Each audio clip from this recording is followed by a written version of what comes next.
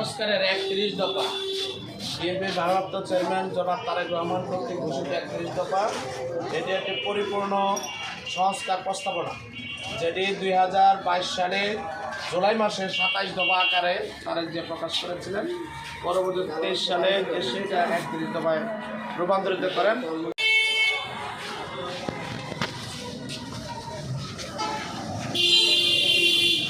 আসাদ ভাই গেছে গা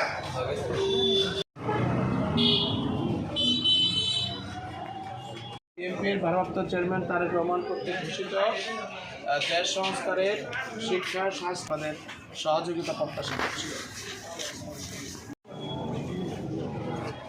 দেশ সংস্কারের বিএনপির ভারপ্রাপ্ত চেয়ারম্যান তারেক রহমান কর্তৃক ঘোষিত সমস্ত সংস্কার প্রস্তাবগুলো দেওয়া আছে, সেই প্রস্তাবগুলোর পক্ষে আপনাদের জনমত তৈরি এবং দেশকে ভালোর দিকে নেওয়ার জন্য এই ৩১ দফার আপনাদের সহযোগিতা। তারেক রহমান কর্তৃক ২০২২ সালে ঘোষিত ২৭ দফা এবং সংশোধিত আকারে ২০২৩ সালে ঘোষিত ৩১ দফা, যার মধ্যে শিক্ষা, স্বাস্থ্য, কৃষি সহ ধর্মীয় স্বাধীনতা সহ এই সকল ক্ষেত্রে যে প্রস্তাবনা, প্রশাসনিক বিচার বিভাগ, এটার ৩১ দফার ব্যাপারে আপনাদের সহযোগিতা প্রত্যাশা করছি।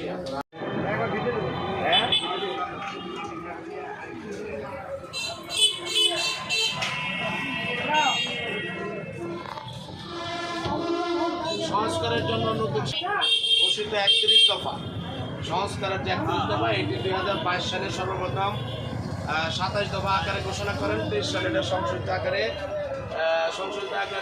৩১ দফা ঘোষণা করেন। এর মধ্যে শিক্ষা, স্বাস্থ্য, কৃষি, প্রশাসনিক বিচার ব্যবস্থা, ধর্মীয় স্বাধীনতা সহ সকল প্রস্তাবনা আছে। এই ব্যাপারে আমরা আপনাদের কাছে সর্বাত্মক সহযোগিতা কামনা করছি।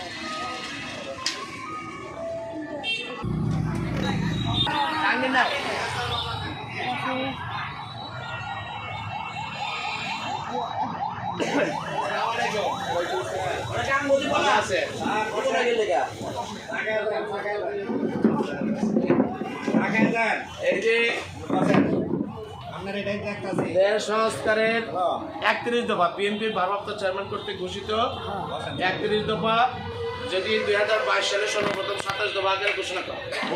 তার পরবর্তীতে এটা এই ২৩ সালে এটা এই ৩১ দফা আকারে সংশোধিত আকারে প্রকাশ করেন, যার মধ্যে শিক্ষা, স্বাস্থ্য, কৃষি, ধর্মীয় স্বাধীনতা, বিচার ব্যবস্থা সহ সর্বক্ষেত্রে সংস্কারের, সাংস্কৃতিক কর্মকাণ্ডের সর্বক্ষেত্রে সংস্কারের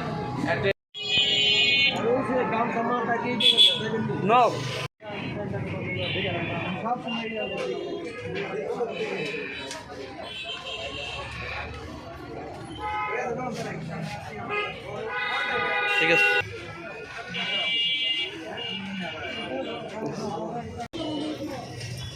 বিএনপির ভারপ্রাপ্ত চেয়ারম্যান তারেক রহমান কর্তৃক ঘোষিত ৩১ দফা, সংস্কারের যে ৩১ দফা, এটি ২০২২ সালে সর্বপ্রথম সহযোগিতা কামনা করছি।